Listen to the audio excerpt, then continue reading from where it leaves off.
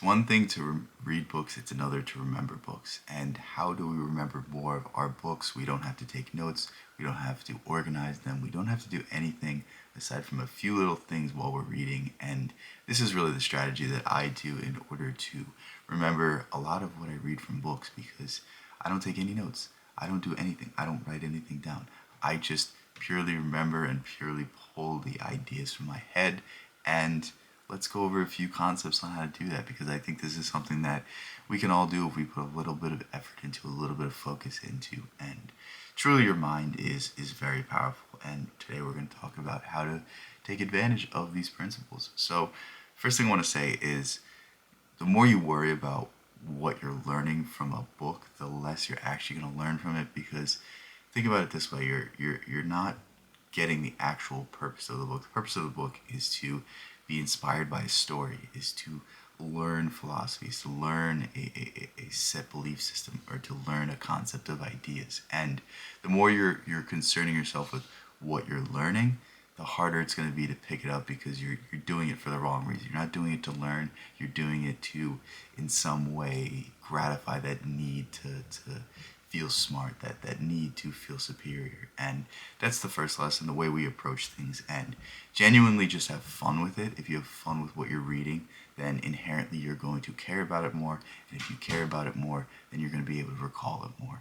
Think about how seemingly one of the least intelligent people you know can recite a myriad of different statistics and facts about some topic that is so unimportant, but they remember it because they care about it. And that's really what I'm trying to say, is that don't be concerned about what you're learning, just be concerned about what you're doing. And I think that's one of the first steps that is very essential and very key to this concept. The next thing I want to talk about is the idea of associating ideas with previous ideas, associating and comparing ideas. Because when you compare ideas that you already know, then you can always reference them to the new ones. And when you reference them to the new ones, you have some sort of association. Think about your mind as sort of a filing cabinet. If you associate it with something else, then you store that information with something else that you previously know.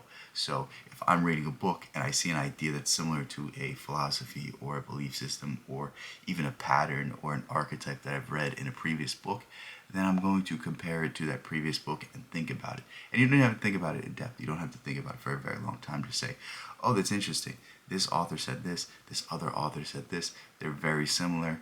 Compare them in your head, maybe contrast them, maybe think about what one author did uniquely, what another author did, maybe see if they're derivative of one, maybe see if the author was inspired by the other, and sort of keep this rough map, this kind of mind map of these ideas. And I think that's one of the most essential things that I've done, because it's really difficult to keep track of all of these different philosophies, of all these different ideas, if you treat them as one unique thing. But if you see their similarities and see where they are somewhat exactly the same and then somewhere different, it's so much easier to keep track of it in that way, because instead of thinking things in 20 different categories, I think of them in two. The similarities between these philosophies and the differences between these philosophies. And that's really helped me and really benefited me. And the next thing that we're going to talk about is a exercise to practice your memory. It's really going to practice your imagination, but the more you practice your imagination, the more you are able to call upon your thoughts and call upon the thoughts that aren't directly in your head, that are more so to the back. Then it's going to benefit you, then it's going to allow you to recall things. And this is actually a technique I learned from Neville Goddard, which is interesting to see how it applies in terms of memory, in terms of cognition, and your brain function as a whole. And it's before you're falling asleep, go back through your day in reverse order. So go back, you got into bed, hopefully you brushed your teeth, whatever you did before that to get ready for bed. Maybe you read, keep going back to your dinner, to your lunch, to your breakfast, and go all the way back to when you got out of bed. And through doing this night after night, what you're going to be able to do is recall more and more details about your day. And the more details you can recall, the better access you have to your mental faculties, the better access you have to your memory. This is a very much Jungian and Freudian idea. It's that everything that you experience, you have somewhere locked away in your memory, but it's just, can you access it or not? And there are possible ways to sort of train this ability to recall things that aren't quite understood in our active brain, in our conscious brain, and access some of those buried memories in the unconscious. So that's one of them. That's one that is going to really benefit you. And overall, I just want to say that the more you read, the better you will be at reading, and the better you are at reading, the easier it is to retain things, the easier it is to focus on things, the easier it is to enjoy reading. And all of these things are going to aid you in really, really remembering the things you read. If you have to write notes, write notes. I don't think it's fun. I think it makes it like a school assignment instead of something that I want to do and something I want to enjoy.